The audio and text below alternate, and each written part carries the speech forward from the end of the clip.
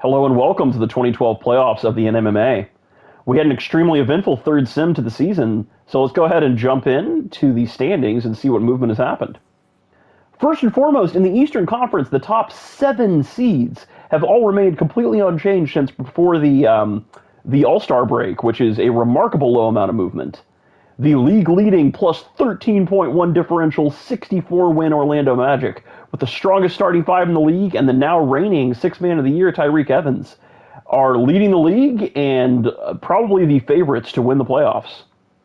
The Cleveland Cavaliers have come back down to earth ever so slightly, with now a plus 10.1 differential versus the plus 12.2 that they had after Sim 2.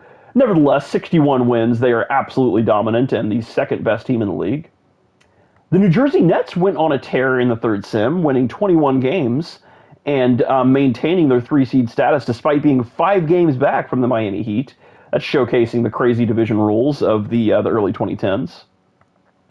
Kevin Durant did end up winning MVP for the Miami Heat, who made a couple of tweaks to their lineup and finished the season with a plus 6.3 differential. Very strong, and despite being the 4 seed, I probably have them comfortably above the Nets. The Milwaukee Bucks acquired Serge Ibaka to add to their already extremely strong defense, and are interestingly playing him as the sixth man. They finish as a 5 seed, which is where they've been sitting the entire season, pretty comfortably. Looks like 6 games ahead of the 6 seed, and have still a very strong defense. I think it's probably the third or fourth best defense in the league.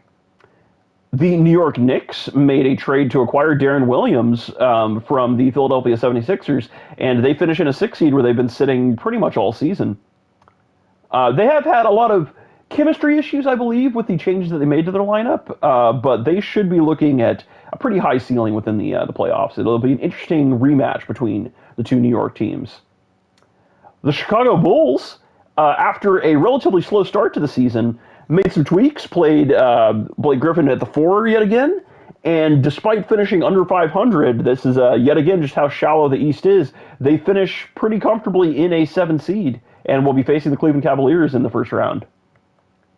The Indiana Pacers did end up clinching the 8 seed. They were the 9 seed following the second sim, but they supplant the Wizards, and with a tied record with the Bulls, will be facing off against the dominant Magic in the first round. The Washington Wizards do fall outside of the playoffs, which is unfortunate. They did trade for Brook Lopez, moving Al Jefferson for Brook and a pick. The Detroit Pistons remain in the 10 seed. Philadelphia 76ers, after trading away Deron Williams for Devin Harris and a couple of other pieces. They also moved Serge Ibaka. They remain in the 11 seed, completely unchanged. The Boston Celtics remain in the 12 seed. The Atlanta Hawks improved from the 15 seed after acquiring first-team All-NBA Al Jefferson, and improved to the 13 seed from the 15 seed. The Toronto Raptors, despite having MVP candidate Derrick Rose, they finish in the 14 seed. And finally, unfortunately, the Charlotte Bobcats, they tried to make a move before Sim 2, acquiring Corey Maggette, and that has been disastrous, as this team, I think, lost 20 games in a row following that trade and finish in a, I think, third worst in the league 15 seed with 24 wins. Over to the West now, we have had significantly more movement here. The Utah Jazz still sit up top with their very strong, very balanced team that has just been steaming ahead throughout the entire season. No major changes made to this team, and yet they have, I think, what is that? Is that the second best offense in the league? The Houston Rockets, we improve just slightly, overtaking the Dallas Mavericks in our division, which gives us the 2 seed. Improved to a plus 8.4 differential, which is impressive. I think that's the third best in the league. The Vancouver Grizzlies made a couple of coaching changes in terms of the system they're running as well as the personnel, and they improved. I don't think that they won a lot more games, but they did move up from a 7 seed to a 3 seed. So it's looking like that team is working a lot better around us now. The Dallas Mavericks finish in a 4 seed. No major changes to their lineup or to their coaching decisions. The Los Angeles Lakers, kind of surprised here. They dropped from the 2 seed down to the 5 seed. I think a lot of that is division rule stuff, And they clearly still are very dominant as they have more wins than the 3 seed. But, surprisingly, they fell, and they will be facing the Dallas Mavericks in the first round. That is a hell of a matchup against Dwight Howard, the reigning Defensive Player of the Year, back-to-back Defensive Player of the Year. The Portland Trail Blazers, after acquiring some incredible picks, including the Bobcats pick, which will be huge in the offseason, finish as a 6 seed, and they will be facing off against the 3 seed Vancouver Grizzlies. I think that is a division rival. The reigning champs, Seattle Supersonics, fall from a 3 seed to a 7 seed. They essentially swap positions with the Vancouver Grizzlies. Not a great final sim for them. And we, the Houston Rockets, very young team, will be facing off against the very old Seattle Supersonics in the first round. That is an upset waiting to happen. Finally, the Denver Nuggets do end up clinching the 8 seed that they've been sitting in for the majority of the season, and they will be facing off against the Utah Jazz. Steph Curry, the three-point contest winner. The Golden State Warriors incredibly improve from a 13 seed to a 9 seed. It seems that Klay Thompson was turning it on. Sacramento Kings finish in a 10 seed, which is approximately where they've been sitting all season. New Orleans Hornets, I think the Kings and the Hornets have been just alternating 10 and 11 seed. They finish in the 11 seed. Unfortunate after the acquisitions they made. I really thought they'd be better. The San Antonio Spurs lost Marc Gasol to injury, and they maintain a 12 seed, so they should be looking at a pretty good lottery pick. The Phoenix Suns, they have Dwayne Wade, who was leading the MVP race for the majority of the season. They were in a 9 seed following the second sim, but after shortening to a 6-man lineup, playing their top 6 guys a massive amount of minutes, they have dropped to a 13 seed and will be looking at a decent lottery pick. The Minnesota Timberwolves, with first team all defense as a rookie, 5'11", Nate Lopez Seneschal, out of Puerto Rico, Palante, baby. 14 seed, but man, they have a bright future. And finally, at the bottom of the entire league, the Oklahoma City Thunder, tanking hard and looking forward to whatever pick they get. 23 wins. Okay, let's take a look at these playoff matchups. So in the West, we have the Jazz versus the Nuggets, which is going to be a very interesting matchup. We got Steph versus PG, 2 rising stars in the league. The dunk contest winner as well as the three-point contest winner. Nevertheless, the Utah Jazz have just been steaming ahead the entire season. I expect them to win it in 4. I think it's going to be a sweep. The Dallas versus the Lakers, this is a hell of a matchup. We have the Defensive Player of the Year versus Kobe and the formerly 2 seed Lakers. I think this is going to be an upset. I think the Lakers are going to end up pulling it out, but I think it's going to take 7. I think that they have enough bigs that they can throw at Dwight, that they can throw him off of his game just a little bit, but I don't think that Dallas has enough people to be able to throw at Kobe. The Vancouver Grizzlies and Portland Trail Blazers, this is a division rival matchup. This is going to be a very tough one. I ultimately think that so long as Portland is playing LeBron big minutes, which they were kind of hesitant to do throughout the season, that they will end up pulling it off. But Vancouver has all of the momentum. My pick here, if there isn't major change to the Portland rotation, is that Vancouver is going to pull it out. But I also think this is going to be a 7-game series. And finally, the very young Houston Rockets versus the very old Seattle Supersonics. I do think that my Rockets are going to pull this out, as we have been on an absolute tear, but I think this is going to take another 7-game series. So I'm predicting 3 7-game series in the Western Conference in the first round. Going over to the East, we have the dominant Orlando Magic against the relatively surging Indiana Pacers. I do think this is a difficult matchup, as they're going to have Josh Smith on Carmelo Anthony.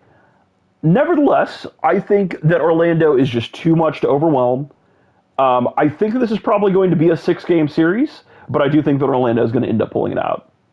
The Miami Heat versus the Milwaukee Bucks. We have a lot of depth and defense for the Milwaukee Bucks versus the reigning MVP and just incredible scoring for the Miami Heat. I think the Heat is going to pull this out, and I think it's going to take 6 games.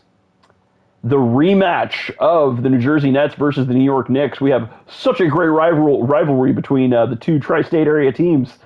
They ended up with the New Jersey Nets winning last season in, I think, five. I think the Knicks were kind of demolished. I do think that the Nets are going to win it again here. However, I think this is going to be a six-game series, and I think that the Knicks are going to come out the gate very strong and probably win one on the road.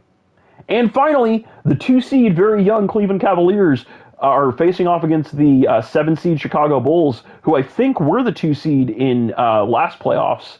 Um, Not much to say here. I think that the Cleveland Cavaliers are going to be able to pull it out. I think it's probably going to be a five-game victory. I just don't think that Chicago has enough players that they can throw on the great guard depth and shooting that Cleveland's going to be able to put on display. Okay. So next, let's go ahead and jump into team stats.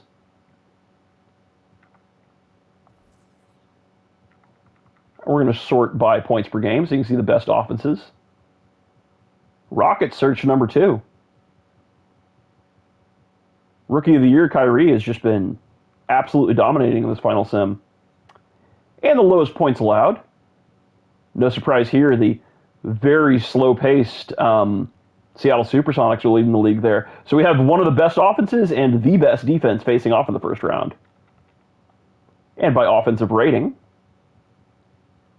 you can see my Rockets seem to have been overperforming a little bit, as we have the 5th offensive rating, but the 2nd best points scored per game. And by defensive rating,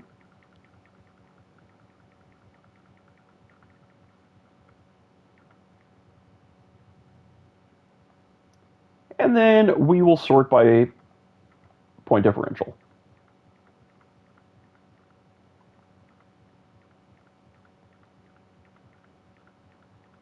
I know that I picked the Lakers to lead the Mavericks in the first round. However, I would not be surprised if the Mavericks make a dark horse run and win it all. Dwight is just that good. Okay, let's take a look at league leaders now. Oops. So our reigning MVP now, Kevin Durant, led the league in scoring. No surprises here.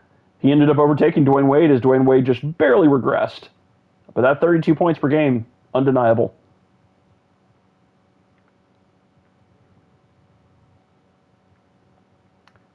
Dwight Howard, unsurprisingly, continues to lead the league in rebounds. Zach Randolph comfortably staying in the number 2 spot has been impressive.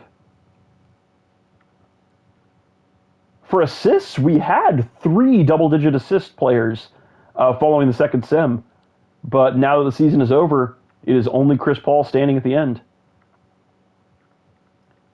Dwayne Wade leading the league in steals per game. Shout out Nate Lopez Seneschal. You know, I know we've said it a million times throughout the season. Everybody hated on that pick, and here he is, first team all defense as a 20-year-old. Absolutely crazy. Shane is having all of us eat crow pie. And Greg Oden with the 8 seed Denver Nuggets leading the league in blocks. Impressive to overtake DeAndre Jordan. Let's take a look at 3-point percentage. Steve Novak now leading the league. J.R. Smith improved to 5th.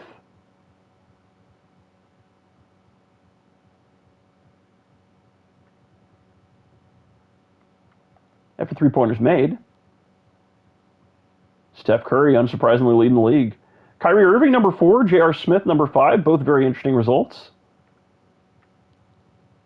Carmelo kind of dropped off a little bit, but, you know, hasn't mattered for his team. Okay, and let's take a look at rookie reports just so we can see the final stats. Kyrie Irving did end up winning Rookie of the Year. It was a very close race. I was checking throughout the final games as they simmed, and Enes Kanter and Kawhi Leonard led in the final 2 weeks. It was constantly switching.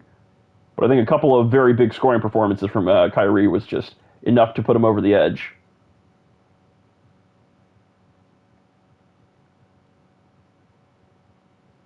Suns starting center, Tristan Thompson, led rookies in terms of rebounds with 11.2. It's kind of crazy that we had 2 different rookies with double-digit rebounds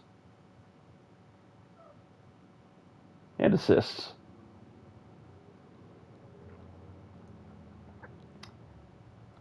All right, let's take a look at cap sheets now. One thing I will point out as we go through the cap sheets here is that we had two negotiated buyouts with Mike Miller and Al Harrington on the Vancouver Grizzlies. And they both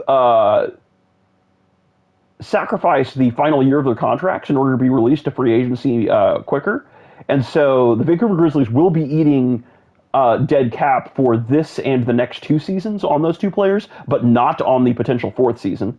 That's how the negotiated buyout worked. However, you're still going to see them on the cap sheets here because that was done after the season ended, and 2K turns off the ability to release players. So, cons, God, don't panic over that. They will be released as soon as we enter the offseason after the playoff stream. And similarly, the Hawks use their cap to restructure and release the salaries of boy, I forget. I guess we'll see in just a moment. It was... Yeah, Warwick and Walton. Both of these will be obviously expiring and coming off the books after the offseason begins. But I wasn't able to release them just yet.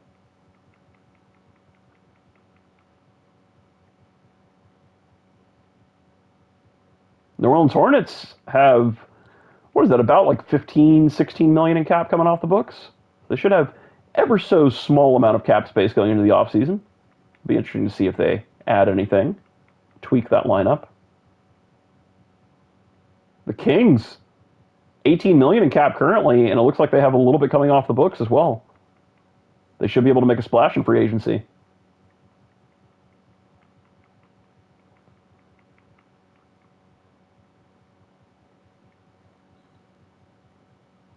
Los Angeles Lakers relatively locked up. Magic, surprisingly, not that much over the cap. That being said, I don't expect them to be able to free up too much to be able to sign any massive free agents, but, you know, maybe an MLE or something that could improve the team, which is crazy to say for a 64-win team.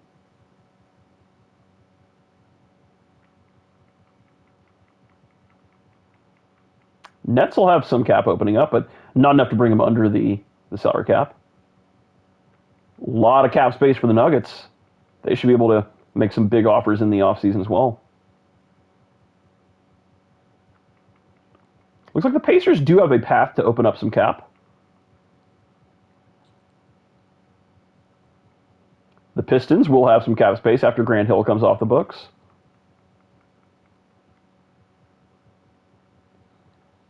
The Raptors with so much cap opening this offseason. They do need to re-sign Derrick Rose, but man, this team could look different, and that could be a good thing for them. Rockets in a relatively flexible position. Could double down or could open up cap in the offseason.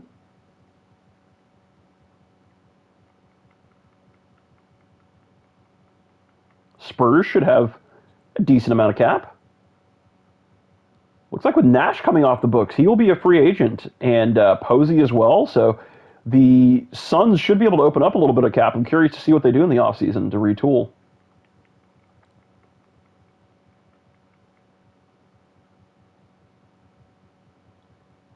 Huge amount of cap opening for the Thunder as well. Curious if they're going to make any big bids. A lot of cap for the Timberwolves.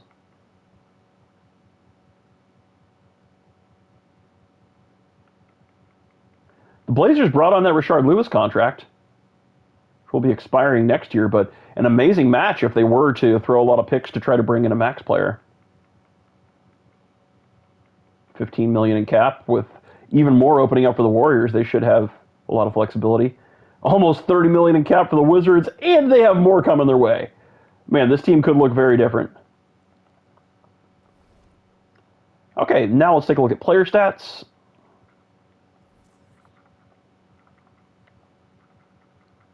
So yeah, Luol Deng finished with almost 20 points per game. Impressive outing for him this season. I know that the 76ers have struggled quite a bit, but he's been a bright spot. The unfortunately devastated Bobcats still performing very well up top. Even Luis Scola. 5 seed Bucks. Couldn't lose if they tried. They did try. 7 seed Bulls.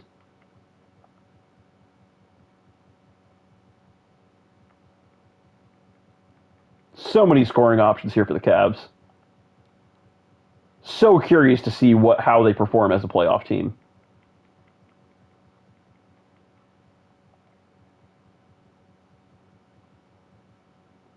Looks like after the coaching changes that Westbrook has improved a little bit in terms of both assists and points. Al Jefferson now on the Atlanta Hawks. They'll be having a huge lottery pick coming their way, but man, they could be great as soon as next season. 32 points per game for Kevin Durant. Got him the MVP award. 1 year early than, or 2 years early than in real life.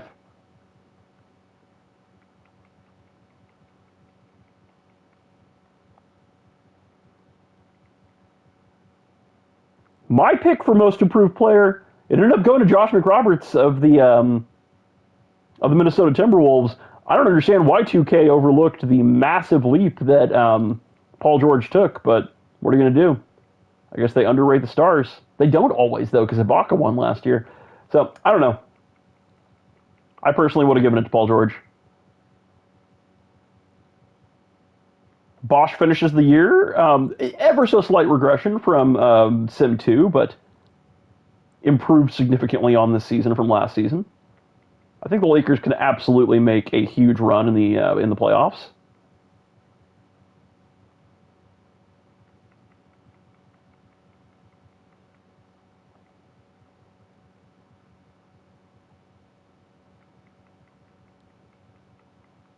I kind of think that the issue with the Mavericks is that they don't have a great first option scorer. It's Dwight and it's Sessions both scoring 16 points per game.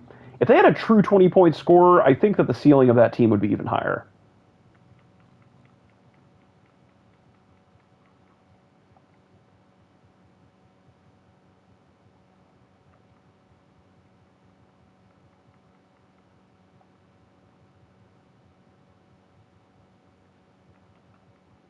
Derrick Rose finishes as a 14 seed, but with 27 points and 9.6 assists at only 23 years old, I think he'll be just fine.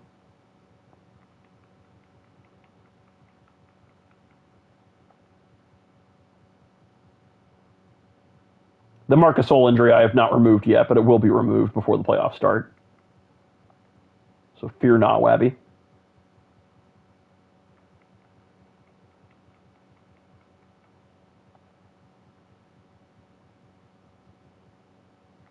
No 20-point scorers on the reigning champs, but we will see if they end up being just as dominant in the postseason as they were last year. Huge dearth of offense for the Thunder. Most improved player, Josh McRoberts. First team all defense and first team all rookie, Nate Lopez Seneschal. Should be bringing in 2 lottery picks for this draft. Wolves looking to be in a pretty good spot. They have navigated a relatively difficult situation quite well. And Enes Kanter, no wonder he was leading Rookie of the Year for a substantial part of the time. 19.3 points, 10 rebounds. That's impressive. Shooting over 50%. Okay, so the playoff stream will be tonight.